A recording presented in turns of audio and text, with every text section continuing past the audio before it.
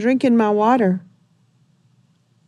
I don't know what the thing's called, so you're going to have to do it. Ron, this is season 4. You should know what our podcast is called. 1, 2, 3, 4. It's 5 words, 6 words. Ron and Hope Unfiltered, real, raw, relevant. 6 words. If you don't know it by now, something's wrong. It could just be. Ron and Hope? Yeah. Something like that. Make it real easy. Or nothing to have to remember. It's okay. It's been a long day. It has been a long. They don't know. They don't know how we had to. We're doing our podcast on Admin Day.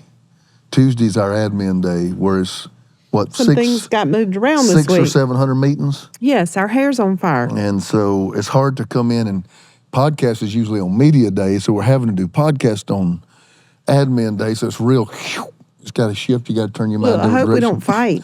What? We won't fight. We don't ever fight. But what did your mama say about your hair? Oh, stop. What did your mama tell you? Your mama's how old? How old is she? 80. What This did she is tell not. you the other day? Excuse me. This is not the hairstyle she was talking about. She's talking about the hairstyle when I wear my hair down and just have a little poof right here. And out of the blue the other day, she said, I just need to tell you something. I don't know if you're going to like it or not. And I'm like, what, Mama? She said, I don't like your hair with that old woman poof on top, that granny bun. She said bun on didn't top. she? Yeah. And I'm like, wow. Okay. She wanted you to get with the times. I don't know what she wanted, but I just said, okay. She didn't want you to be that holiness look. That's what it was, because that was a holiness poof. Really?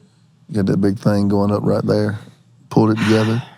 And it took your mama, of all people, to bring you up fashion-wise, didn't it? I still do the poof. It helps. It's easy. It's not really. This is not the It's poof, half Ron. poof. It's a half poof. This is called pull your hair back in a ponytail thing. Because I didn't. Wash it. Okay. Yes. No, just being. We want to be real, Raw, and relevant. So when it's pulled certain ways, that means there's been no bath in days. Oh, I bathed. Just didn't wash my hair. Do we need to do a podcast on hygiene? If you'd like. Yep. After we met someone not too long ago, don't brush their teeth, don't we? Right. Somebody said, I don't brush my teeth, but like once every 10 days. And we just stopped. We were like, I just went. do what? And then another guy sitting at the table. He said, but what do you do with all the bacteria? He said, that's bad That's for bacteria in your mouth. It was so funny. I was just thinking about her husband. Oh, Lord. Because that stuff in the morning just don't leave by itself. Oh, my God. That monster in your mouth in the morning just does not leave on its own. Anyway. There's nobody void of that. Anyway. The topic we want to talk about today is we were going to talk about boundaries. Ron, we could talk for years. Boundaries on relationship. Yeah, we only try to do half-hour podcasts. I see so many people doing them for hours, and it's hard. I will be honest with you. I go back and look at podcast clips because I can't even hardly sit down and watch a movie for 2 hours. I sure can't watch a podcast. So we kind of designed this for people who are geared a little bit more like me. But we were talking about, it was not scripted, even though we've done a lot of teaching on it. We didn't bring any notes in here. But we talked about the fact that you and I learned the hard way that relationships have to be qualified for. Let me give an example. And managed. Let me give an example. Please hear this from a guy 56-year-old if you're 26, and because the way I viewed relationships when I was 26 got me crushed. Just got me crushed. Number one, I was taught if you're a Christian, you got to be everybody's friend. And that was equated with love. Love your brother. Yeah. Love your brother. That means basically give yourself away to that person. And what I realized is that is not love at all. Sometimes I got to love you from Chicago. A distance. Yes, I do love you. I care for your soul. And I care for your person. I care for all of you. But I cannot be in a relationship with you. Yeah. Because being in a relationship with you is unhealthy for me. And then I've heard people come up to me, I'm in covenant relationship with Pastor. I'm like, no, you're not. I don't have a covenant, but with one person, that's Hope. I'm in a covenant relationship with her. I'm in a covenant relationship with God. I am not in a covenant relationship with you, because the covenant relationship is the relationship that are not broken. Right. Highs, lows, ins, outs, ups, downs. We made that It is the relationship. before Yes, God. yes, We don't do made it that with before anybody God. else. So God's not going to leave me up or down. He's not leaving Yeah. me. He's made a covenant with me.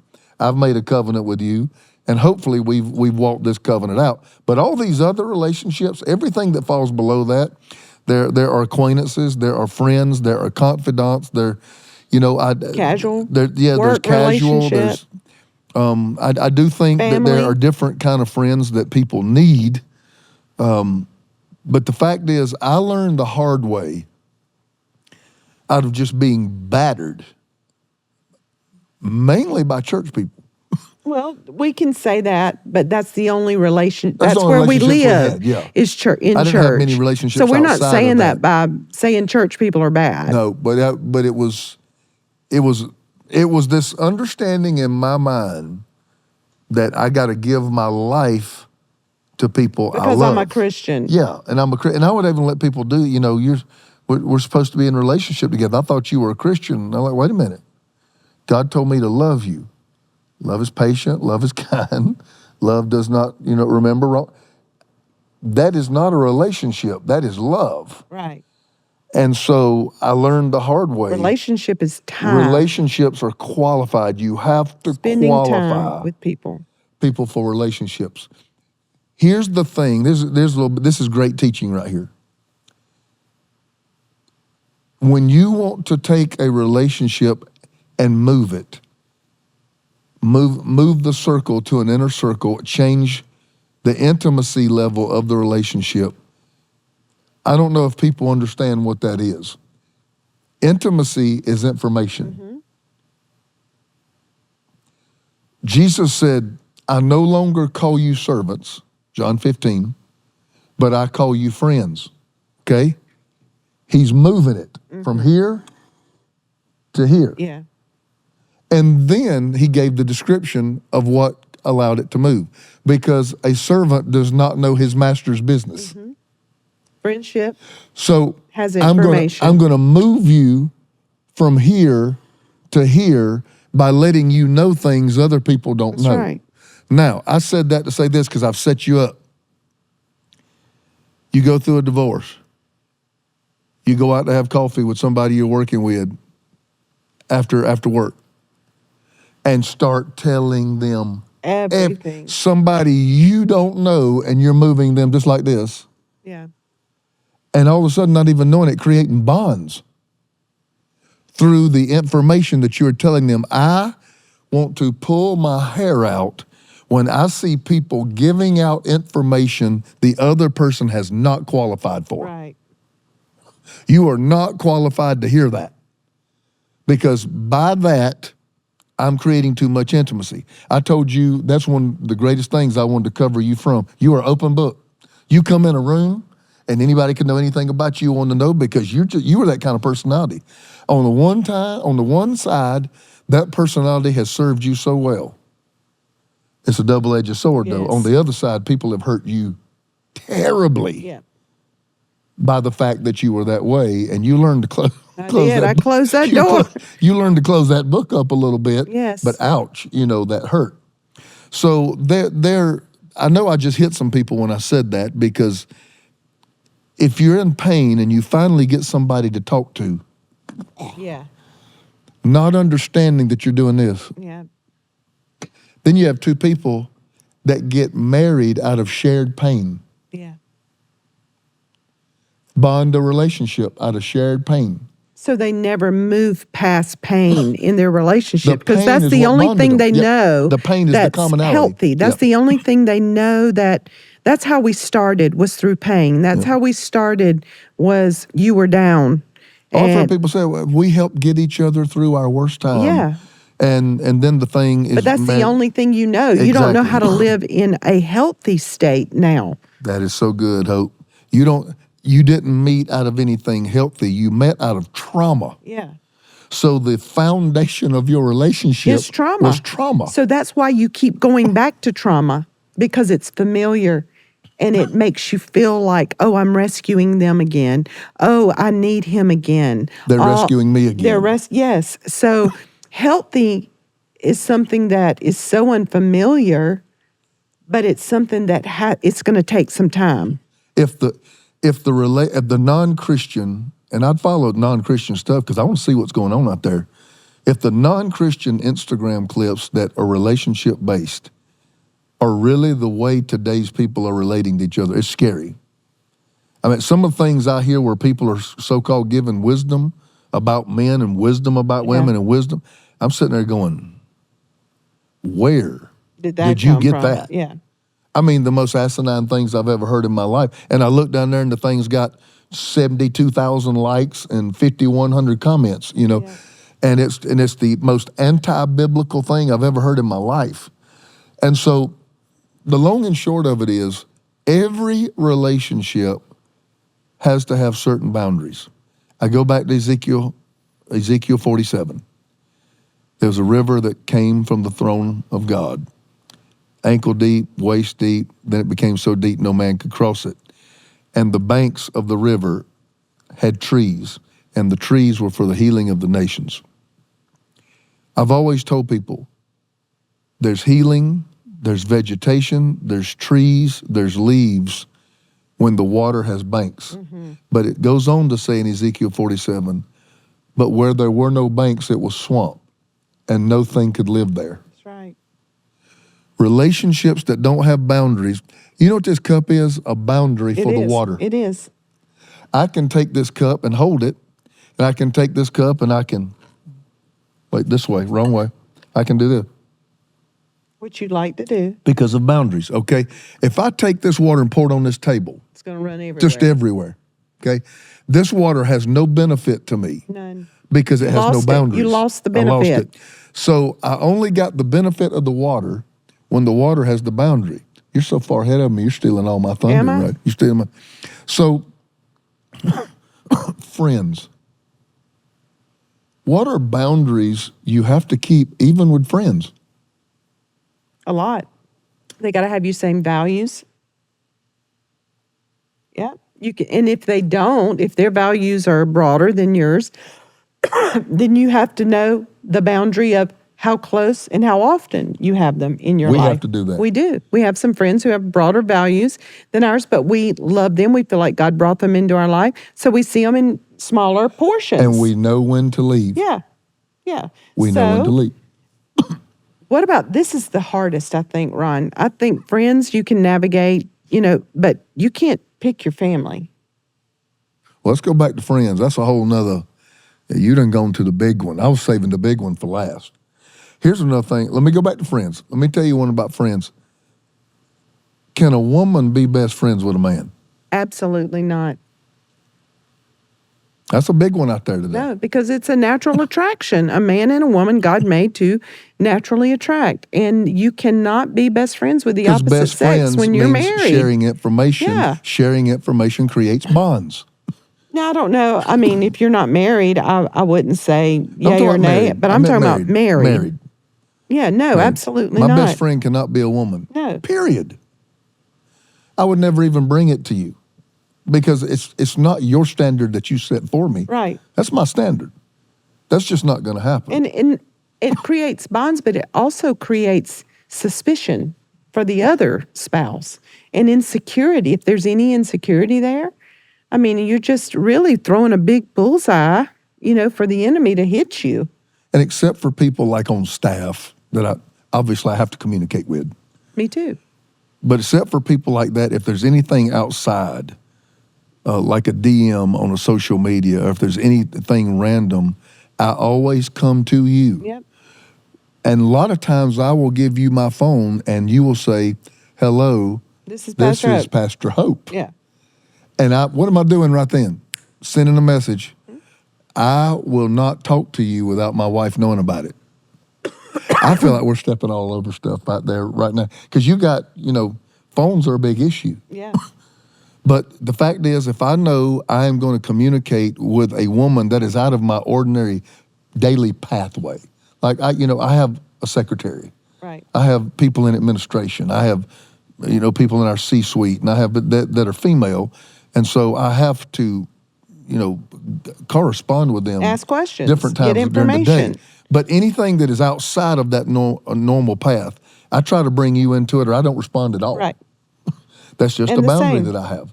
Right. Just a boundary that I've set. And I can just imagine how some of them are feeling out there, because there are a lot of people that believe you can be married and have a best friend of the opposite sex. I believe if you really believe that, then there's a door you're leaving open. There's a door, yeah. There's a door you're leaving open. Absolutely. You got to be careful with that. Next thing I want to talk about is who gets your hurt? I believe, number one, it needs to go to God. The Bible says, cast your care on the Lord. It's good. Cast your care on Him, for He cares for you. I mean, and all of us can go there. We all want somewhere to go with our pain and hurt. It's the way we got through. That you got to go with God. You got to throw it on Him. If you're married, you go to your spouse. You can also go to your spouse. I think it's very damaging and sometimes not healthy if you go to your friends about your spouse, or if you even go to your family about your spouse. I think that blurs some lines. I mean, if you're going for wisdom and if you got a real mature relationship and you can get mature counsel and not, skew somebody's view about your spouse. It's not trying to get somebody to take sides. Right. I get that, and that's okay, because wisdom comes in a multitude of counselors. I get it. But you got to be very careful. Number one, you got to know where to go, and that's to God first. Mm-hmm. And then I come to you, and you come to me. I think they're the people that you need in your life, and I don't know how you categorize them as friends, acquaintances, whatever. But there are people in your life that need to be ride or die. I think there need to be people in your life. That'll be a small group. I think there are people in your life that need to be confidants. There are people in your life that you need to be able to talk to them and get real conversations about them and tell that person, say, look, dude, I'm not in a good place. I need you to pray for me. Yeah. You got to have those. Does that fall in the friend category or the mentor category, or where does it fall into? Because those lines can be a little blurry sometimes. But you got to have the person that you can have fun with. You got to have the person that's ride or die, and you got to have the person that can hear you but not reveal you. Yeah. Or judge you. Right. You're not using this information to take me down later. Right. You're using this information because you care for my best, and you want to see me turn it around for my best. And I'm going to tell you, the higher you go, the harder that is to find. Yeah. Because if God is taking you to a high place and you talk to people who you are responsible for, if they have any selfish ambition, they can take the things that you have shared and use it against you at a later date. But that just shows their unhealed place. And you probably shouldn't be in a relationship with them anyway. If they're, I just try to qualify my relationships with fruit.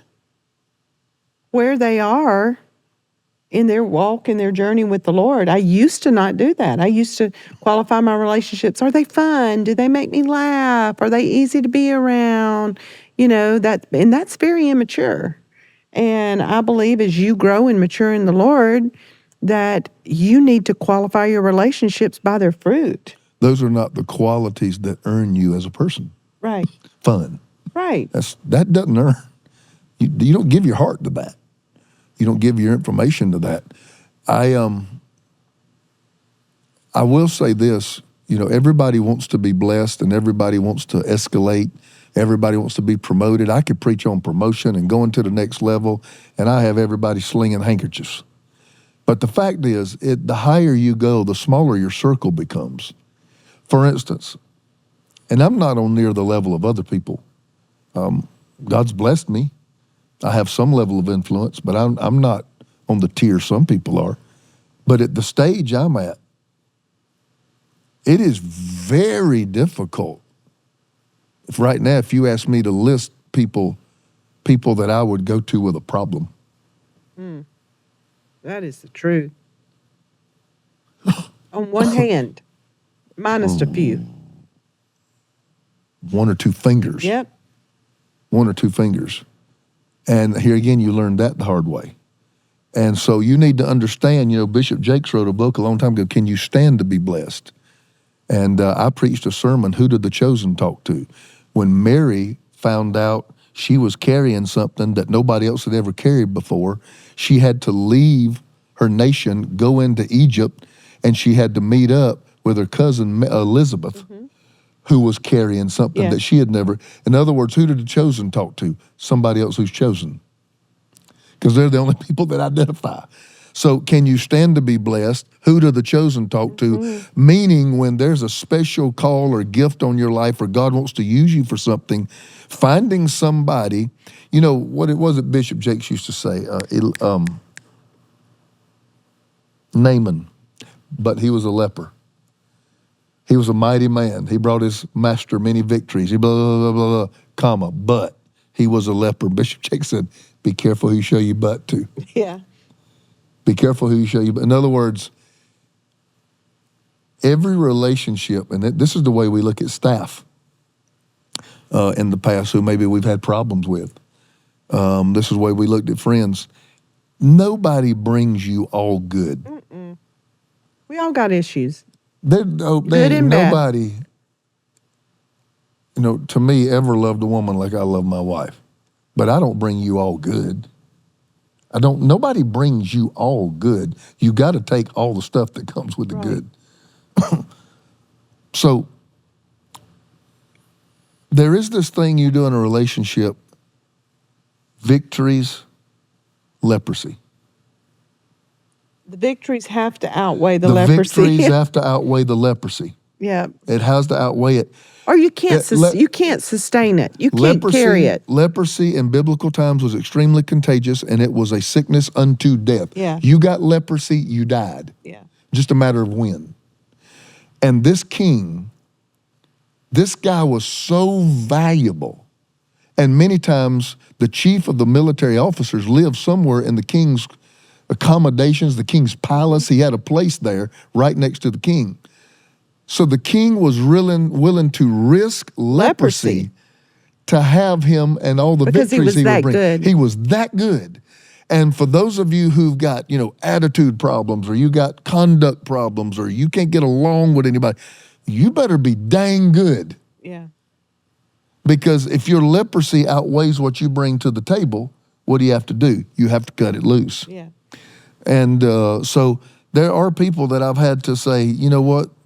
Their victories outweigh their leprosy. And there's other people, their leprosy outweighs their victories.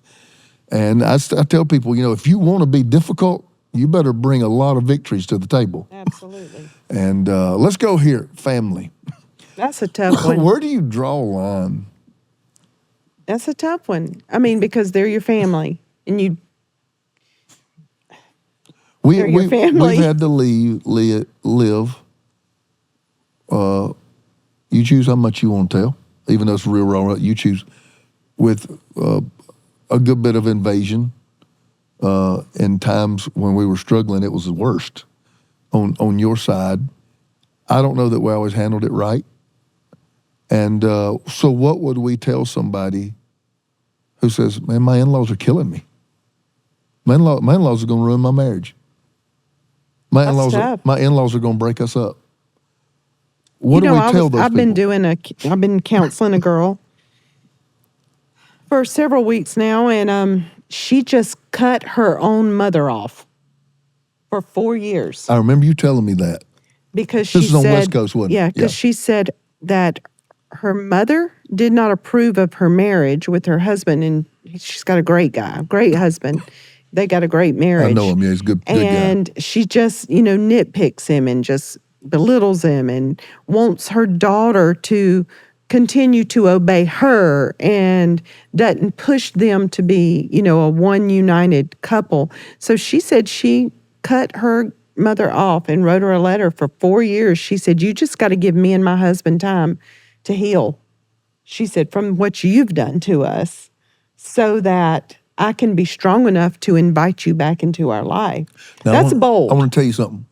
Though I can't imagine getting that letter from one of my children, she did the right thing. She did. From what all she's told me, how the mother has interfered, in the marriage. So we've tried, this is what we've tried to do with our kids and their marriages. Be open when they need us. You need us, we're here. I've told every one of my children, they say, I don't want to keep calling you when there's a problem. I said, that's why we're here. There was an old, because my daddy used to listen to country music, an old Conway Twitty song. That's my job. Yeah. That's what I do. And I want to be the guy you call.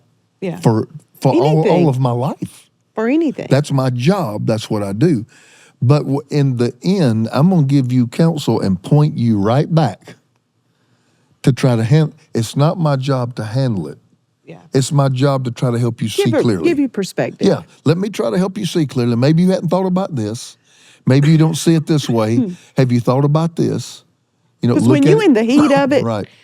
When you're in the heat of something, you don't see clearly. No, you don't. So you do need, different perspective. And so I tried to maybe bring some perspective, bring a little bit of wisdom, diffuse, but point them back to execute it. What if you got that person in your family that's just causing drama all the time with other family members, and you can't have an Easter and you can't have a Christmas, and it's always something? You have to limit their involvement. You can't cut them off because they're family. You just can't cut them off. If you're in a dire situation like this girl, I understand what she did. We're not going to reveal those circumstances, right. But it was pretty bleak. That's an extreme situation. I don't think most people are there. But if you got somebody that destroys peace, destroys peace. Peace is the most valuable commodity on planet Earth. And if you've got somebody that is a constant disruptor of peace, there has to be a conscious decision to limit.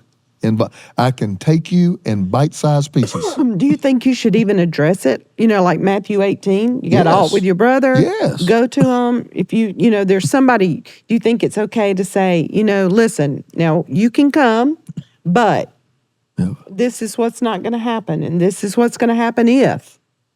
I think so too. In the marriage conference, we have them talk about all these boundaries. One of the things we really haven't talked about is in-laws, and you can hear that we hold up to 500 couples. Sometimes we have 400, sometimes we pack it up. But it's 800 to 1,000 people in there. Yeah. And when you say boundaries with in-laws, you can hear the murmur come across the room. I mean, the whole room. You have to be strong enough to determine you can come up to right here. If the water comes past the bank, it's a flood. Yeah. I think it's a naturally hard transition to make from living in Under your the parents' house for 18, 22, 30 years, however long it was before you got married. And then the transition into, okay, now this is our home. I mean, this is all you've known. This is all your brain has known. This is all your emotions have known. This is all the conflict resolution you've known. All of it. It's a hard break from that tie that you have. That's a natural. I gotta ask my dad, or I gotta go to my mom, or I need advice, instead of leaving and cleaving. You think it's harder for a girl or harder for a guy to leave and cleave? The guy is being addressed. For this reason shall a man. Yeah. So the man is being addressed. I believe there may be some natural difficulties for the man to move from son to headship. I think it is, because a woman naturally wants to be led. A woman we are Even used if she don't say it. It's in there. God made us that way, that we want to come up under and want to be led. And we've seen our daddy do this and lead and do and be and take care of. And then we get married to this young guy who don't know jack crap. And then we're like, well, you ain't a good leader. Well, you don't know how to fix the toilet. Like for instance, why won't you cut the grass? Your daddy could fix anything, and I couldn't. And the problem was I didn't have money to pay $75 to get a plumber to come over. So, those were natural switches. Yes. Because there were things you were used to daddy doing I didn't have the ability to do. Right. I don't remember you making that a big deal, but I do remember the surprise sometime when you'd have, I need you to come in here, this thing's leaking, and I just look at you clueless. Yeah. I'm like, and I'd have to fix it. yeah, I have no idea I'd change the guts in the how toilet. to do that. My dad, I knew farm equipment. I knew farm tools. I knew that. But, construction. Because you'd been around it. Construction and plumbing and electrical. I didn't have I don't know how to hang a ceiling fan. If I hung a ceiling fan, I'd burn the whole house down. God. I don't know how to do that. So, but that is also, the beauty. This is not what we're talking about, Learning but it's each the other. beauty of becoming one. You don't become one when you say I do. It's the ebb and flow of life, of good and bad and up and down and good days and bad days where you are becoming one. It's when you look back over your life and say, wow, look how far we've come. Man, we figured this out. We've been married 20 years and we finally got this and got this victory. And now, like me and you, we've been married 35 years. And look, we are saying the same things. We're repeating each other. We don't fight over what we used to fight over. It's the beauty of becoming one. You don't just become one. And so many people just back out. It's the beauty of getting to the place where I'll do everything for you. Jesus. Okay. Help him, Lord. It's been 31 minutes, I can't even hear you right now because your eyelashes. You like them? I do. I got them done yesterday. I'm caught up. You got them done? I thought those were yours. Ron, no, I get my eyelashes done. Oh, I thought those were real. Thought that was real natural beauty, baby. I've been telling everybody it's all natural. I do it for you. I know. Because I know you love it. I do love it. You know what? We might do the next podcast just personal boundaries. The things you have to have as a person. Dr. Henry Cloud, is that who it was? We read this book when our world was falling apart. I had never heard such a thing as boundaries. I'd never read a book on it. It's not a Christian book. He might be a Christian. Is that a Christian book? Okay, I wasn't sure. I don't know if he's just a clinical psychologist or a Christian clinical psychologist. He is Christian. And one of the top 5 books that has helped me live. Yeah. Because the stuff that he gave me permission to do in the book, I didn't know I had permission to do. Yeah. And it was so healthy for me. So check out the book. The book's called Boundaries. I think got Boundaries 2 now. And he's got boundaries with your kids, boundaries Also, in he's marriage. broken down. I haven't read these. Yes, I haven't boundaries read in these. Yeah, it's great. Really great. I haven't read these. I just read the #1 Boundaries books anyway. We love you guys. Listen, go get my AI app. People love that thing. 20, 30, 40,000 hours of questions have already been asked this app. Now, hours, I ain't talking about minutes. I'm talking about hours. Somebody DM'd me the other night and said they'd had 2.5-hour conversation. That's crazy. With the AI app, and it's all there if you want to learn it. The AI app pulls from my archive. It does not talk to you as a random computer. It is programmed to talk to you out of the answers that I've given over 35 years of ministry. It is a powerful discipleship tool app, and it is free. We don't charge a dime. Yep. It costs me money, but we're not charging anything. I believe the Lord will take care of it. But it's Ron Carpenter AI. Download that app. Inner Circle? Yep. Inner Circle. I'd love to have you. If you really feel like that you need some help in your life, you need somebody to come give you a spiritual B12 shot, to be your coach, somebody to be in your corner, I'd love to be that for you. Go to hopesinnercircle.com. We meet every first Tuesday night of the month and every third Saturday of the month. Pretty powerful time we're having. Right now we're studying the gifts, the fruit of the Spirit. And woo, it has been so challenging for me and for everybody in it, but we're growing. So come grow with us. Go to hopesinnercircle.com. Until next time. Ron and Hope Unfiltered. Real, raw, and we love relevant. You guys. We Have love a good you. one.